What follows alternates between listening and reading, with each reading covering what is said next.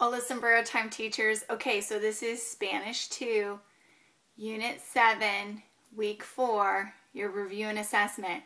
And hey, welcome back from your spring break. I hope you had a lovely, lovely break. And so listen, this is, some of you will only have 3 days because of the break and because Monday is a day off of school. So if that was one of your Spanish sessions, you've got 3 days. So don't stress, just focus in and really dig into the curriculum and the teacher's manual and look at what am I trying to capture? What am I trying to take a look at and really assess, are my kids making progress? And so in Spanish 2, I wanted to let you know that there's 2 assessment sheets, and then you really want to watch your kids. Can they start to retell the story?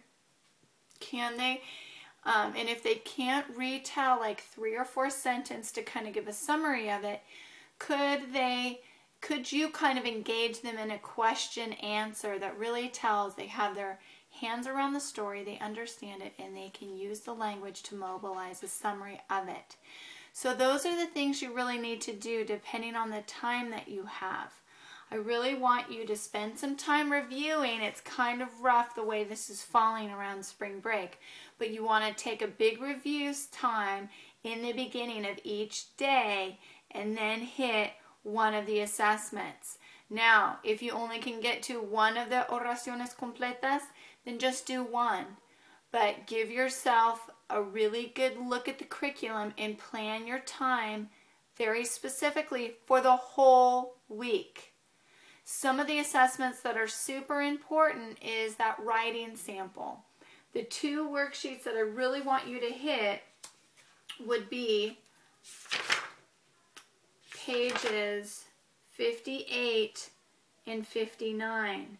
Those are 158 and 159 of the workbooks. 158 is reading this, and then they have to check where does this happen. Me relajo en el sofá. Does that happen in la sala, el baño, or la habitación?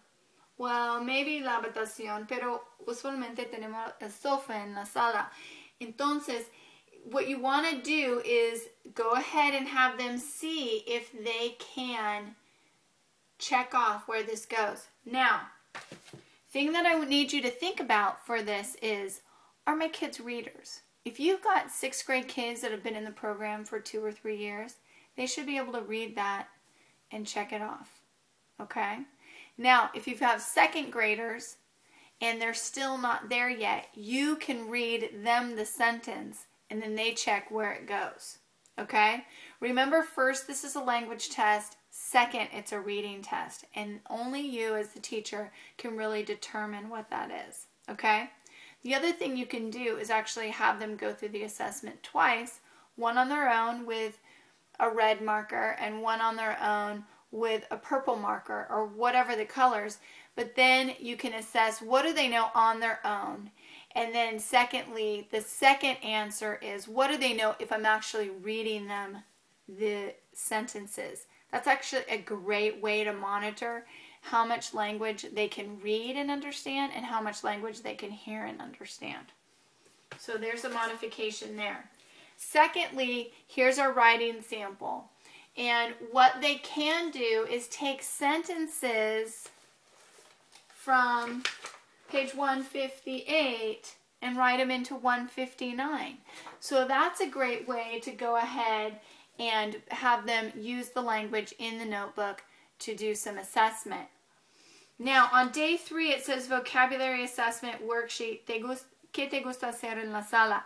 You're not doing that this week. There's too much content here. Some of you will be going back to one of the stories in week 3 and redoing that. So, hey, if you have any questions about this, don't forget to be filling out your benchmarks, which is going to be in the beginning of the unit. So if you flip back in your manual to where the yellow is, you're going to be filling out these for your classroom and making those assessments. So, Save this because on the bottom it talks about the May unit, which will be one big assessment project that kind of culminates everything together. And we'll talk about that next week. So, and for the next couple of weeks. So have a great, great week. Welcome back. Make sure to really smile a lot. Let your kids know you enjoy being with them.